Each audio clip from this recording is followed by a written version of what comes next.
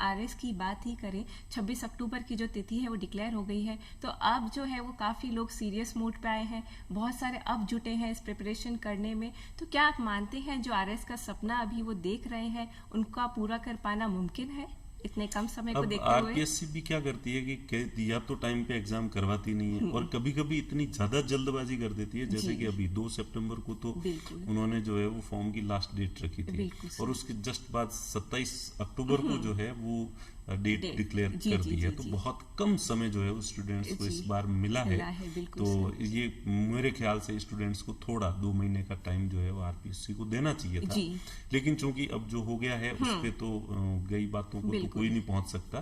पर अब कि इतने, आपका जो प्रश्न है कि क्या इतने कम समय में जी तैयारी कर सकते हैं, तो देखिए नामुमकिन तो कुछ भी नहीं है। जी दुनिया में कोई भी ऐसा जी काम नहीं है जो नामुमकिन है, और बहुत सारे ऐसे स्टूडेंट्स होंगे जो अभी प्रिपरेशन शुरू करके और प्रीलिम्स क्लियर भी कर लेंगे।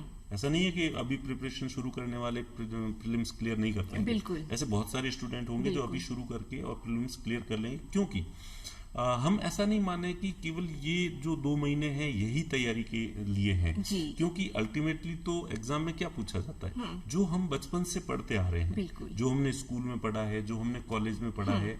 आरपीएससी ने भी जो सिलेबस डिसाइड किया है वो उन्हीं टॉपिक्स में से तो किया है, बिल्कुल तो चीजें तो पढ़ी हुई है पहले जी से। इसलिए ऐसा तो है नहीं कि आपको सारी चीजें नए सिरे से पढ़नी है, बिल्कुल तो नया तो कुछ पढ़ना नहीं है। तो जो पढ़ी हुई है उन्हीं चीजों को वापस रिकॉल करना है। तो बिल्कुल इतने समय में मैं समझता हूं कि अगर किसी के अंदर यूं लगन है, जोश है, उत्साह है, और समय के एक एक पल को वो बर्बाद नहीं करके और पढ़ाई में लगा दे, तो निश्चित रूप से सफल हुआ जा सकता है। बिल्कुल। और आपका ये उत्तर सुन के, ये बात सुन के निश्चित रूप से सारे ही स्टूडेंट्स जो अभी जुटे हैं उनको मोटिवेशनल और मॉरल उनका हाई हुआ होगा सर। अब आपसे अगला प्रश्न, जब आपने कह दिया है मुमकिन है, तो यहाँ आपसे पूछना चाहेंगे रास्ता क्या है इस मुमकिन तक पहुंचने का? पिन पॉइंट स्ट्रेटजी आप बताएं सर, किस तरह से पढ़ाई का शेड्यूल होना चाहिए, क्या कुछ पढ़ के ये प्रतियोगिता परीक्षा उत्तीर्ण की जा सकती है? इतने कम समय में प्रीलिम्स क्लियर करने के लिए आपकी स्ट्रेटेजी जो है वो बहुत अच्छी होनी चाहिए। स्ट्रेटेजी बनाने के लिए सबसे पहले तो आप देखें कि कंपटीशन कोई बहुत ज़्यादा नहीं होता है, कट ऑफ जो है वो बहुत कम रहती है। लास्ट कट ऑफ जो है, जैसे कि पिछली दफ़ा जो कट ऑफ रही थी वो 76 मार्क्स रही थी आउट ऑफ 200, 200 में से 76 नंबर, और गर्ल्स की कट ऑफ जो है आउट ऑफ 266 मार्क्स जो है रही थी। तो इसको परसेंटेज में अगर अपन देखें तो बॉयज की कट ऑफ जो है, जनरल बॉयज की कट ऑफ जो है 38% गई थी, और जबकि गर्ल्स की कट ऑफ लगभग 33% गई थी। तो कट ऑफ ज्यादा नहीं जाती है।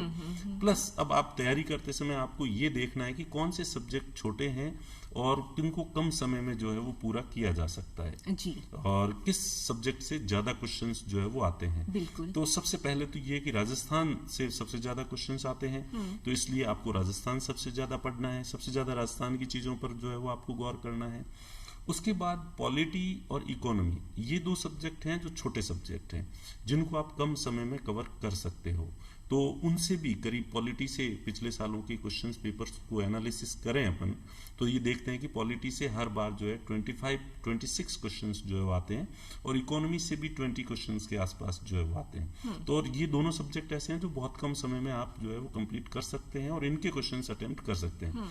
इसके साथ ही करंट से भी जो है 20 के करीब, 20 के करीब क्वेश्चंस आते हैं, और वो भी आप बहुत कम समय में पढ़ सकते हैं।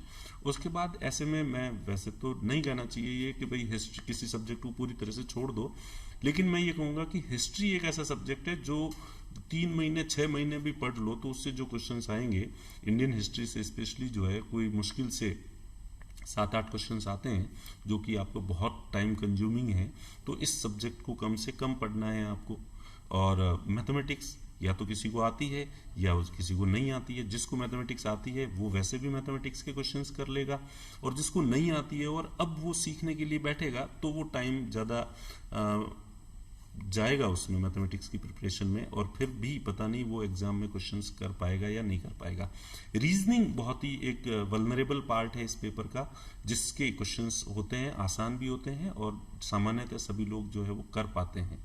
तो मेरे ख्याल से इन चीजों को जो है इस तरह से ध्यान में रख के, और ज्योग्राफी आपको इंडियन ज्योग्राफी भी पढ़नी पड़ेगी, क्योंकि इंडियन ज्योग्राफी के कंसेप्ट नहीं पढ़ोगे तो आपको राजस्थान की ज्योग्राफी जो है वो समझ में नहीं आएगी। तो इसलिए आपको ज्योग्राफी भी थोड़ी पढ़नी है, और जनरल साइंस भी आपको जो देखनी है, उसमें भी आपको देखना है कि एनवायरमेंट का जो पोर्शन है वहां से क्वेश्चंस आते हैं, इन दिनों थोड़े ज्यादा आते हैं, तो वो छोटा पार्ट भी आप कवर कर सकते हैं। और टेक्नोलॉजी के जो पॉइंट्स हैं वो भी जो है आपकी मदद करते हैं इसमें, जनरल साइंस की बजाय जो इन पे, टेक्नोलॉजी पे और एनवायरनमेंट पे, इस पे जो है ज्यादा फोकस किया जाना चाहिए। तो मेरे ख्याल से अगर इस स्ट्रेटेजी को ध्यान में रखकर कोई तैयारी करे तो निश्चित रूप से जो है वो सफल हो सकता है। बिल्कुल। और आपने जिस तरह से बताया सर, ज्योग्राफी इंडिया की आप समझेंगे, उसके बाद राजस्थान की ज्योग्राफी आप जल्दी ग्रैस्प कर बिल्कुल, इसके केवल ज्योग्राफी नहीं, अब पॉलिटी भी है तो आप इंडियन पॉलिटी पढ़ोगे, उसके बाद स्टेट पॉलिटी आपको समझ आएगी। बिल्कुल। इकोनॉमी भी है तो इकोनॉमी के बेसिक कंसेप्ट जब तक आपके क्लियर नहीं होंगे तो राजस्थान की इकोनॉमी आपको समझ में नहीं आएगी। तो इसलिए ये तो आपको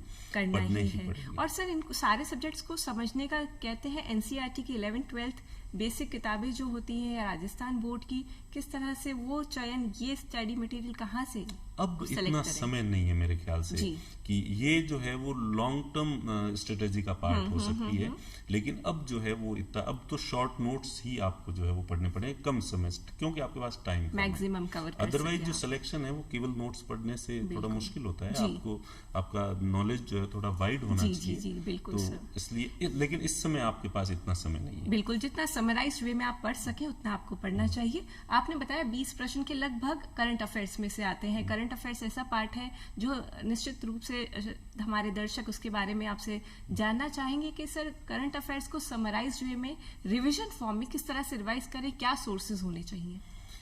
नॉर्मली स्टूडेंट्स जो है करंट अफेयर तैयार करने के लिए न्यूज़पेपर का सहारा लेते हैं। न्यूज़पेपर बहुत ज्यादा टाइम कंज्यूमिंग होता है, तो इस समय तो आप पुराने न्यूज़पेपर तो साल भर के पढ़ नहीं सकते। उसके बाद दूसरा ऑप्शन आपके पास आता है कि जो मंथली मैगजीन आती है, उसमें नॉर्मली स्टूडेंट्स जो है वो पूछते रहते हैं कि सर कौन सी वाली अच्छी है, तो मैं ये कहूँ कि सारी अच्छी होती है। लगभग 90% कंटेंट सभी मंथली मैगजीन में एक जैसा ही होता है।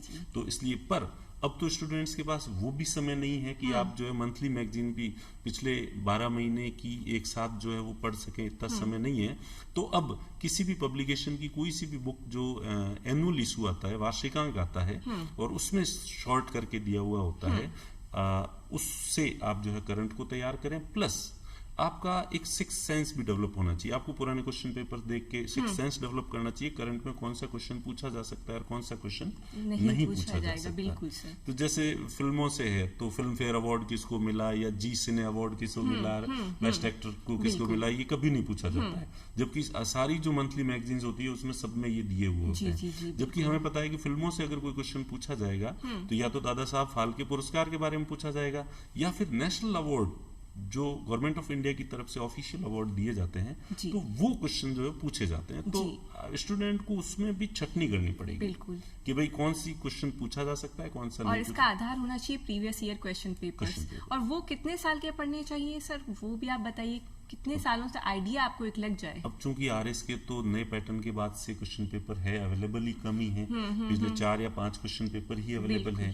तो इसलिए आरएस के तो ज्यादा नहीं है, तो इसलिए यूपीएससी के, आईएएस के जो प्रीलिम्स के क्वेश्चन पेपर्स हैं उनको देखना चाहिए, और करीब 20 साल तक के पेपर्स जो है वो देखने चाहिए। बिल्कुल सर, उससे एक आइडिया आपको लग जाएगा कि किस तरह के क्वेश्चंस आ सकते हैं। हाँ, नॉर्मली क्योंकि स्टूडेंट हमें आके पूछते हैं कि सर हम क्या पढ़ें और क्या नहीं पढ़ें, तो हम कहते हैं कि हम क्या क्या चीज आपको बताएंगे। हम एक बुक बता सकते हैं, बुक में भी कौन सा चैप्टर पढ़ना है, कौन सा नहीं पढ़ना है, प्लस हर चैप्टर में भी इतनी सारी चीजें लिखी होती है, कौन सी पढ़नी कौन सी नहीं पढ़नी, तो हर चीज तो हम नहीं बता सकते। बिल्कुल सर। वो तो स्टूडेंट का खुद का ही सिक्स सेंस जो होना चाहिए। वो सिक्स सेंस कैसे डेवलप होगा, वो जब आप पुराने क्वेश्चन पेपर्स देखोगे तो आपको लगेगा कि हाँ इस तरह के क्वेश्चंस जो है वो पूछे जाते हैं, तो पढ़ते समय आदमी का जो आइडिया डेवलप हो जाएगा। बिल्कुल सर, यहाँ तक आपने बता दिया प्रिपरेशन की स्ट्रेटजी क्या होनी चाहिए, कौन से सब्जेक्ट्स होने चाहिए, किस एरिया को आपको ज्यादा ध्यान देना है, और किस तरह से आप मैक्सिमम नंबर ला सकते हैं मिनिमम टाइम में। सर, अब अगला प्रश्न आपसे पूछना चाहेंगे कि टेस्ट सीरीज का महत्व क्या है, इस एग्जाम के लिए कितनी जरूरी है, और टाइम को देखते हुए किस तरह से उसको शामिल करें अपने स्टडी पैटर्न में सर?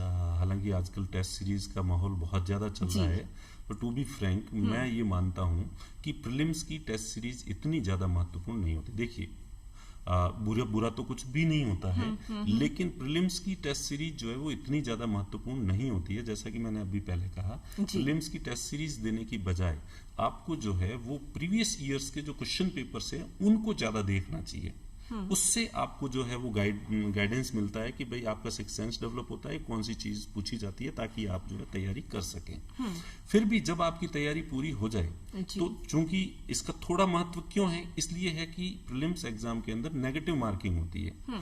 तो नेगेटिव मार्किंग में अगर आप ज्यादा गलत क्वेश्चंस कर लेते हैं, आपका अटेम्प्ट करने का तरीका सही नहीं होता है, जैसा मैं मेरे स्टूडेंट्स को कहता हूं कि 50% रोल जो है वो आपका प्रिपरेशन का होता है और सफल होने के लिए, और 50% रोल जो है एग्जाम हॉल में जाके और आप मैनेज कैसे करते हैं क्वेश्चन पेपर को, इसका जो है वो रोल होता है। तो जब आपकी प्रिपरेशन बहुत अच्छी हो जाती है, उसके बाद में फाइनल रूप से आपको 3, 4, 5 टेस्ट देने चाहिए, जिससे कि आप क्या गलतियां कर सकते हैं तो वो पहले ही गलतियां हो जाएगी टेस्ट के अंदर, ताकि वहां जाके जो है वो आपकी गलतियां नहीं हो। तो प्रीलिम्स में तो इस स्ट्रेटेजी के साथ टेस्ट सीरीज को दिया जाना चाहिए। अभी से टेस्ट सीरीज, जब तक आपकी तैयारी कंप्लीट नहीं है तब तक जो है वो आपको टेस्ट सीरीज की तरफ ज्यादा झुकाव नहीं रखना चाहिए। मेरी व्यक्तिगत ओपिनियन है, हो सकता है मैं पूरी तरह से सही नहीं हूँ। मेंस एग्जाम के समय, मुख्य परीक्षा में टेस्ट सीरीज का बहुत रोल होता है। वो ही डिसाइड करती है कौन सफल होगा और कौन नहीं। वो एक डिस्क्रिप्टिव होता है, पर यहाँ पे जरूरत है कि आप अपनी तैयारी पहले अच्छे से करें, प्रिपरेशन कर ले। सर, ऐसे टाइम पर जब टाइम कम है तो बहुत सारे स्टूडेंट्स इन अपने अंतर मन में इस तरह की परिस्थितियां भी हैं कि हमारा होगा नहीं होगा, इस तरह के बहुत सारे भ्रम में है, बहुत सारे भ्रमित है। तो इन सारी चीजों को जब हम किसी उद्देश्य से प्रिपरेशन करते हैं तो सारी चीजें, ख्यालात, नेगेटिव थॉट्स हमारे मन में जाहिर तौर पर आते हैं। तो उनसे कैसे उठा जा सकता है और कैसे सामना और मुकाबला किया जा सकता है इन सारे ही भ्रमों का? सर, अब देखिए, ये केवल जो है कॉम्पिटिटिव एग्जाम्स नहीं है, किसी भी, कोई व्यक्ति बिजनेस करता है, कोई व्यक्ति पॉलिटिक्स करता है, कुछ भी करता है, तो सब में जो है रिजल्ट की अनिश्चितता जो है वो बनी रहती है। तो इसलिए ये सभी को इन चीजों का सामना करना पड़ता है। तो स्टूडेंट को ये सोचना चाहिए कि वो इस ग्रह पे कोई अकेला प्राणी नहीं है जिसके सामने इतनी चुनौतियां और चैलेंज आ रहे हैं और इतनी सारी बाधाओं का सामना करना पड़ता है। मनुष्य होने का प्रमाण है ये कि भाई हमें चुनौतियों का सामना करना पड़ रहा है। तो इसलिए सभी के जीवन में आता है। जब हम इस चीज को एक्सेप्ट कर लेते हैं कि सभी के जीवन में आता है, तो हमारे जीवन में भी है। बाकी लोग जिस तरह से इसका सामना कर रहे हैं और अच्छे खासे कर रहे हैं, तो हमें भी जो है अच्छे खासे तरीके से उसका सामना करना पड़ेगा। और इसके लिए पॉजिटिविटी, सकारात्मकता जो है वो सबसे महत्वपूर्ण चीज है। पॉजिटिविटी लानी होगी, और पॉजिटिविटी आएगी तो उससे कॉन्फिडेंस बढ़ेगा, कॉन्फिडेंस बढ़ेगा तो ऑटोमेटिकली आपकी प्रिपरेशन होगी, प्रिपरेशन होगी तो आपका रिजल्ट अच्छा आएगा। बिल्कुल सर, तो सार यही है कि पॉजिटिव रहें, अप्स एंड डाउन्स आपके मूड्स के स्विंग्स होते रहेंगे। सर, अगला प्रश्न आपसे जानना चाहेंगे कि आपने बहुत नजदीक से देखा है अभ्यर्थियों को सफल और असफल होते हुए, तो ऐसी कौन सी गलतियां हैं जो अक्सर अभ्यर्थी करते हैं आरएस को एग्जाम्स में, प्रीलिम्स की अगर हम खास तौर पे बात करें? नहीं, मैं जहां तक सफल अभ्यर्थियों को मैंने खूब देखा है, और उनके कोई 4 आंखें नहीं होती, 4 कान नहीं होते, वो किसी भी तरीके से दूसरे लोगों से अलग नहीं होते हैं। वो आपके और मेरे जैसे ही होते हैं जी। और उनके नॉलेज का लेवल भी कोई बहुत ज्यादा, वो कोई एनसाइक्लोपीडिया नहीं होते हैं। उनको सब कुछ आता है, उनको भी उतना ही आता है जितना आपको और मुझे आता है। बस थोड़ा सा फर्क होता है आने के तरीके में, प्रेजेंटेशन में फर्क होता है, इससे ज्यादा कोई खास फर्क नहीं होता। वो मैनेज कैसे करते हैं चीजों को, उस पर डिपेंड करता है। वरना जो टॉपर्स होते हैं वो भी आपके और मेरे जैसे ही होते हैं, आप हमेशा ये मान के चलें। और जहां स्टूडेंट गलतियां क्या करते हैं जिस वजह से उनका सिलेक्शन नहीं होता, सबसे पहला तो नेगेटिविटी, नेगेटिव थॉट्स। जैसे कि अभी मैंने कहा, पॉजिटिविटी ही जो है सफलता का रहस्य होता है। तो नेगेटिविटी, स्टूडेंट्स नेगेटिव ज्यादा रहते हैं। वो सोचते हैं कि oh my God 6 lakh form भरे गए हैं, तो उसमें से केवल जो है वो 15,000 लोगों को पास किया जाएगा, मैं 6 लाख में से 15,000 में कैसे आऊंगा। वो इस तरह से एनालिसिस करने लग जाता है। एनालिसिस करेगा, नेगेटिविटी आएगी, नेगेटिविटी आएगी, वो डिमोरलाइज होगा, डिमोरलाइज होगा, उससे पढ़ाई नहीं होगी और फिर वो फेल हो जाएगा। बिल्कुल सर, यहाँ पर मैं पीछे जाना चाहूंगी और आपसे बात करना चाहूंगी कि आपने राजस्थान पर जोर देने के लिए कहा था कि आपका राजस्थान का जो एरिया होना चाहिए वो स्ट्रांग होना चाहिए। अगर हम राजस्थान में भी जाएं तो बहुत सारे सब्जेक्ट्स हैं, उसके अंदर भी Rajasthan geography, polity, culture, art, सारी चीजें हैं। तो उसमें से भी सर कौन से एरिया को आप इंगित करना चाहेंगे, अंडरलाइन करना चाहेंगे, जो ज्यादा पकड़ हमारी उस पर मजबूत हो, जिससे हम स्कोर अच्छा कर सकें? नहीं, राजस्थान में किसी भी चीज को आप जो है वो नहीं छोड़ सकते। राजस्थान की आर्ट एंड कल्चर भी महत्वपूर्ण है, क्योंकि 7 to 8 क्वेश्चंस जो है उससे आते हैं। राजस्थान हिस्ट्री जो है उससे भी 5 to 6 क्वेश्चन जो है वो आते हैं। तो ये दोनों मिला के आर्ट एंड कल्चर और हिस्ट्री जो लगभग एक ही पार्ट है, तो करीब 14 to 15 क्वेश्चन जो आते हैं। इसी तरह से राजस्थान ज्योग्राफी के भी करीब 12 to 13 क्वेश्चन जो है वो आते हैं। इसी तरह से स्टेट पॉलिटी के क्वेश्चन जो है वो भी 12 to 13 आते हैं, और राजस्थान इकोनॉमी के भी 12 to 13 क्वेश्चन जो है वो आते हैं। तो राजस्थान के किसी भी पार्ट को जो है वो आप इग्नोर इस एग्जाम में नहीं कर सकते, और सबसे ज्यादा एम्फेसाइज ही आपको इसी एग्जाम पे जो है वो इसी टॉपिक पे जो है वो आपको करना है। बिल्कुल सर, आरएस ऐसी परीक्षा है जिसमें जो काफी समय ले लेती है, तो अभ्यर्थियों का तो अक्सर डिप्रेशन के शिकार भी इसमें हो जाते हैं, तो उन अभ्यर्थियों को आप क्या संदेश देना चाहेंगे? उन अभ्यर्थियों को मैं तो यही कहूंगा कि आप पॉजिटिव रहें, सकारात्मक रहें।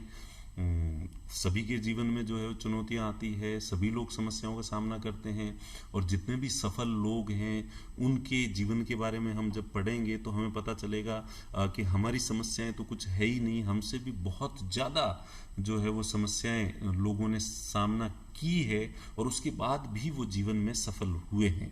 तो इसलिए पॉजिटिविटी ही मेरी तरफ से तो एक जो है वो बात है जो आपके मैं तो कहूंगा कि उसे रखें, क्योंकि बहुत सारे अभ्यर्थी ऐसे होते हैं जो इस वजह से, नेगेटिविटी की वजह से, डिप्रेशन की वजह से बीच में ही क्विट कर जाते हैं, तैयारी छोड़ देते हैं, और जो तैयारी छोड़ देते हैं वो जो है वो सफल नहीं हो पाते हैं। और आजकल तो सफलता का रहस्य ही पेशेंस जो है वो हो गया है, कि आप पेशेंस कितना ज्यादा जो है वो रख सकते हैं। और केवल कंपटीशन की तैयारी नहीं है, जीवन में किसी भी फील्ड में जाएंगे तो आपको पेशेंस की जो है जरूरत रहेगी। जी सर, इतनी सारी आपने आज पॉजिटिव थॉट्स और हमारे मोटिवेशन हमारे स्टूडेंट्स को दिया, और हमारे दर्शक आज खास आपसे प्रभावित होंगे उम्मीद है। चलते चलते अंत में क्या टिप्स देना चाहेंगे आप आरएस की परीक्षा को उत्तीर्ण करने के लिए स्टूडेंट्स को? सर, तो स्टूडेंट्स को मैं तो यही कहूंगा कि आपके अंदर सफल होने की एक भूख होनी चाहिए, आपकी ऐसी चाहत होनी चाहिए कि खुदा बंदे से खुद पूछे कि बोल तेरी रजा क्या है। तो आप कि जो यही कहना चाहूंगा कि आप अपनी जिज्ञासा को ज्यादा से ज्यादा बढ़ाएं, और भूख को बढ़ाएं, और ज्यादा से ज्यादा मेहनत करें, कठोर परिश्रम करें, जिससे आपकी सफलता जो है वो सुनिश्चित होगी।